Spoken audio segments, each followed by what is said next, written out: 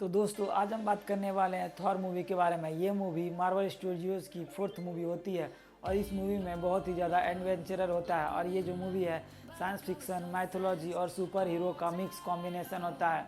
और इस मूवी में थॉर कौन होता है, थॉर कैसे आता है, थॉर किसका नाम होता है, वो सब कुछ हम इस मूवी में जानेंगे। इस मूवी की जो स्टोरी है वो नॉर्स माइथोलॉजी पे बेस्ड है, जिनमें कि हमें 9 प्लेनेट की स्टोरी बताया जाता है। और ये 9 प्लैनेट्स आपस में एक ही स्ट्रक्चर से जुड़े होते हैं, जिसे यग्drasil कहा जाता है। और यग्drasil के सेंटर में है अर्थ, जिसे मिडगार्ड भी कहा जाता है। और इन्हीं में से सबसे खास एक होता है जिसका नाम एसगार्ड होता है। और धरती के और यहाँ पे बहुत ही ज़्यादा पावरफुल एलियन रेस रहते हैं और धरती के लोग इन एलियन रेस को गॉड कहते हैं, जिन्हें हमें देवता कह के भी बुलाते हैं। सदियों से ही एसगार्ड के लोग यानी कि एसगार्डियंस इन 9 ग्रहों की रक्षा करते आ रहे थे। उसके बाद सन 1965 में यूआइटन नाम के एक ग्रह पर फ्रॉग जायंट्स रहते थे, जिन्हें बर्फीली राक्षस भी कहा जाता है।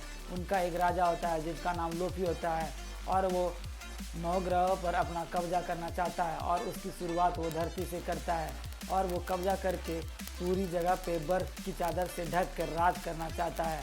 और जब बर्फ़ के राक्षसों का राजा लोफी धरती पर हमला करता है, तब वहाँ एसगार्ड के राजा ओडिन अपनी सेना लेकर आ जाता है और उन दोनों में बहुत ही ज़्यादा भयंकर लड़ाई छिड़ जाती है। और उसके कारण बर्फ़ के राक्षसों का राजा लोफी को हार मानना पड़ता है। और जब ओडिन उसकी मृत्यु करने वाला, तब वो एक शांति समझौता करता है कि अब वो कभी उन्हें दोबारा परेशान नहीं करेगा।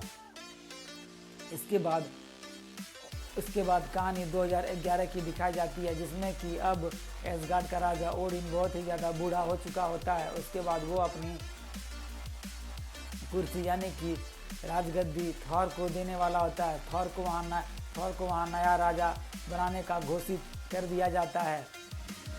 थॉर जो कि गॉड ऑफ थंडर यानी कि तूफान का देवता होता है, वो इस बात से बहुत ही ज़्यादा उत्सुक होता है। और उसी में थॉर का एक भाई भी होता है जिसका नाम लोकी होता है। लोकी बहुत ही ज़्यादा बदमाश होता है और वो थॉर से बहुत ही ज़्यादा नफरत करता है और वो थॉर से बहुत ही ज़्यादा जलन महसूस करता है। इसके बाद जिस दिन थॉर का राजाभिषेक होने वाला होता है, मतलब कि जिस दिन थॉर राजा बनने वाला होता है, लोकी जलन के कारण कुछ फ्रॉस्ट जायंट्स को एसगार्ड में दाखिल करा देता है और उस फ्रॉस्ट जायंट अपना पिटारा लेने के लिए एसगार्ड में आ जाते हैं और अपना पिटारा लेने की कोशिश करते हैं। पर ओडिन की एक डिस्ट्रॉयर होता है जो कि एक मशीन होता है, वो उन्हें रोक लेता है। इसकी वजह से एसगार्ड को तो कोई फ़र्क नहीं पड़ता, लेकिन थॉर का राज्याभिषेक रुक जाता है। इसकी वजह से थॉर उन फ्रॉस्ट जायंट्स पर बहुत ही ज़्यादा गुस्सा हो जाता है और वो अपने पिता से ल्यूटनहाइम पर हमला करने के लिए कहता है, पर उसका पिता ओडिन मना कर देता है शांति समझौते की वजह से। उसके बाद थॉर बहुत ही ज़्यादा गुस्सा हो जाता है। फिर उसके पास लोकी आके बहुत ही चालाकी से कहता है कि तुम अपने पिता के विरुद्ध जाकर ल्यूटनहाइम पर अकेले ही हमला कर दो। उसके बाद लोकी की चालाकी के कारण थॉर अपने कुछ 4 दोस्तों को लेकर ल्यूटनहाइम चला जाता है और वहाँ पर पहुँचकर वो राक्षसों से लड़ाई करने लगते हैं और वहाँ पर पहुँचकर वो काफ़ी सारे राक्षसों को मार भी देते हैं, पर वहाँ के राक्षसों के आगे वो कम पड़ जाते हैं।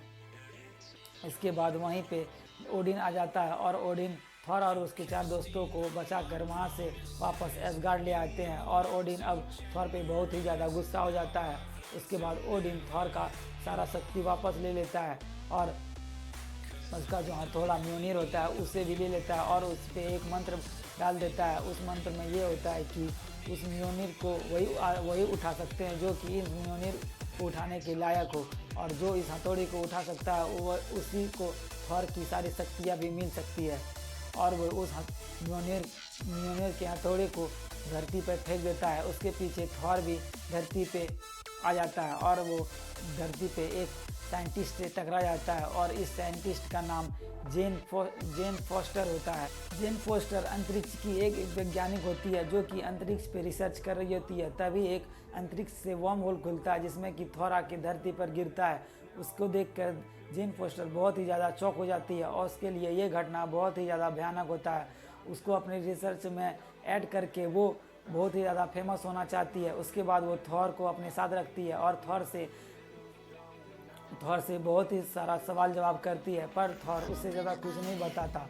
उधर म्योनिर भी मेक्सिको शहर में ही गिरा हुआ होता है और मेक्सिको शहर के लोग म्योनिर को उठाना चाहते हैं, बट उस मंत्र के कारण उन्हें कोई भी उठा नहीं पाता। जो लोग उन म्योनिर के लायक होते हैं वही उन म्योनिर को उठा सकते हैं।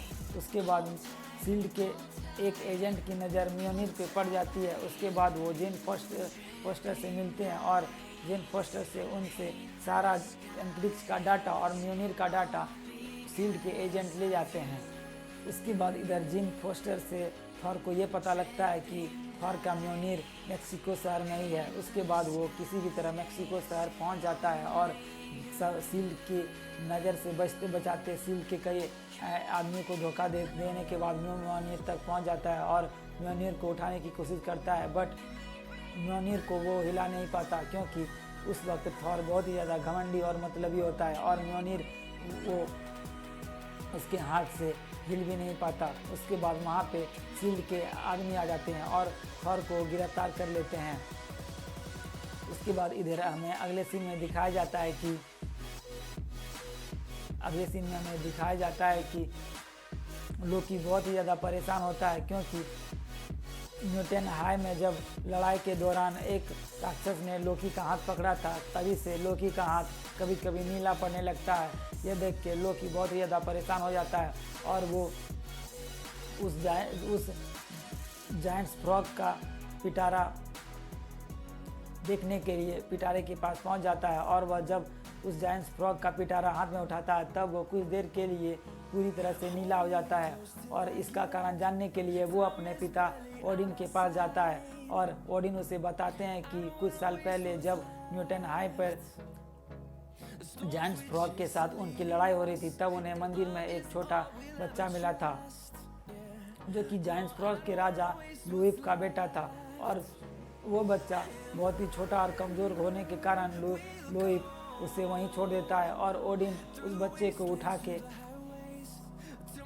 एसगार्ड ले आता है और वो उस बच्चे का अपने जादुई से उस बच्चे का रूप बदल देता है।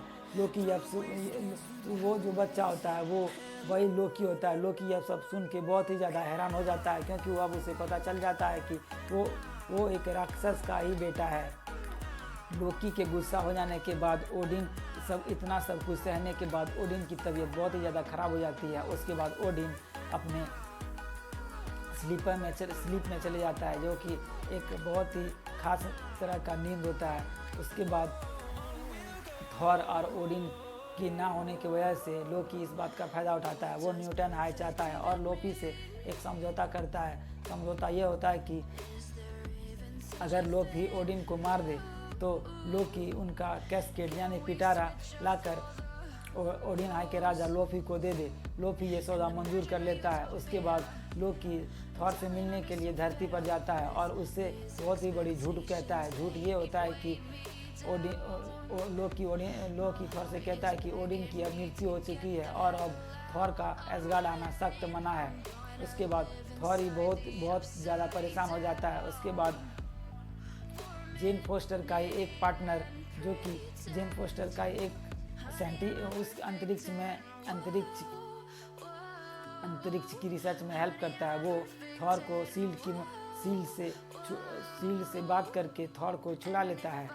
उसके बाद हमें दिखाया जाता है कि थॉर जो है वो अब एसगार्ड को भूलकर धरती पर रुक जाने का ही फैसला कर लेता है। उसके बाद वो जीन फोस्टर के साथ मिलकर रहने लगता है और धीरे धीरे बदलने लगता है और धीरे धीरे सुधर भी जाता है। और उसके बाद अगले सीन में हमें दिखाया जाता है कि थॉर के 4 दोस्त जो कि एसगार्ड में रहते हैं वो थॉर के बहिष्कार से बहुत ही ज़्यादा गुस्सा होते हैं और वो चोरी छुपे थॉर से मिलने धरती पर आ जाते हैं और धरती पर आकर थॉर से मिलकर वो लोकी का झूठ थॉर को बता देते हैं। इस बात से थॉर को बहुत ही ज़्यादा गुस्सा आता है। उसके बाद उधर लोकी को ये बात का पता चल जाता है कि थॉर को लोकी की सच्चाई का पता लग गया है और वो डिस्ट्रॉयर को थॉर को मारने के लिए धरती पर भेज देता है। उसके बाद धरती पर आकर डिस्ट्रॉयर बहुत ही ज़्यादा तबाही मचाता है और थॉर के दोस्त डिस्ट्रॉयर को रोकना चाहते हैं।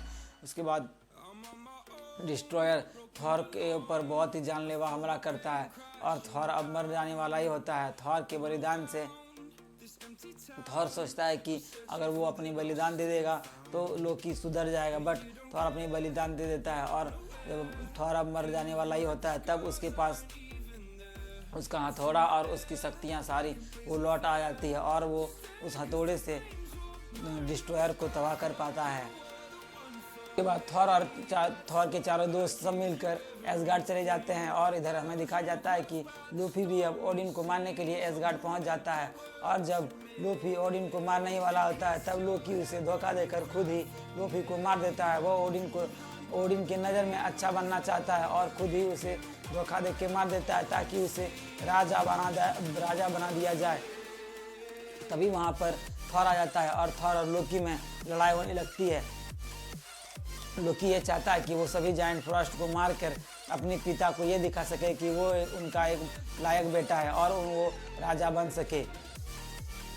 उसके बाद लोकी बायफॉस्ट का इस्तेमाल कर न्यूटन हाई को तबाह करने लगता है, बट अब थॉर ऐसा नहीं चाहता क्योंकि थॉर अब बहुत ही ज़्यादा बदल गया है और थॉर बहुत ही ज़्यादा दयालु भी बन गया है। इसलिए वो अपने म्योनिर से मार कर अपने पुल को तोड़ देता है ताकि न्यूटन हाई को बर्बाद होने से बचाया जा सके। उसके बाद वो पुल टूट जाने के बाद लोकी और थॉर पाताल में गिरने लगते हैं और तभी वहाँ पे ओडिन आ जाता है और ओडिन थॉर और लोकी को बचा लेता है।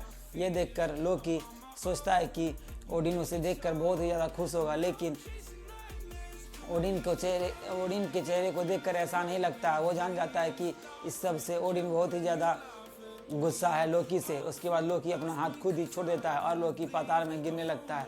उसके बाद अगले सीन में हमें दिखाया जाता है कि अब एसगार्ड में सब कुछ नॉर्मल है और ओडिन थॉर से कहता है कि अब मुझे तुम्हें राजा बना देना चाहिए। उसके बाद थॉर ये कहकर मना कर देता है कि अभी वो उस चीज़ के लिए तैयार नहीं है। उसके बाद मूवी के पोस्ट क्रेडिट सीन में हमें दिखाया गया है कि डॉक्टर सेल्वी को शील्ड की एक जगह बुलाया जाता है और वहाँ उनकी मुलाकात शील्ड के डायरेक्टर निक फ्यूरी से होती है और डायरेक्टर निक फ्यूरी उनसे टेसरेक्ट क्यूब की स्टडी करने के लिए कहते हैं। उसके बाद एक मिरर में हमें लोकी नज़र आता है और लोकी डॉक्टर सेल्वी को बस में कर उनसे हाँ बुलवा देता है। उसके बाद लोकी वहाँ से गायब हो जाता है और अब लोकी जो कि पाताल में गिरा नहीं होता है, वो मरा भी नहीं होता है और अब लोकी की कहानी हमें द एवेंजर्स मूवी में दिखाई गई है।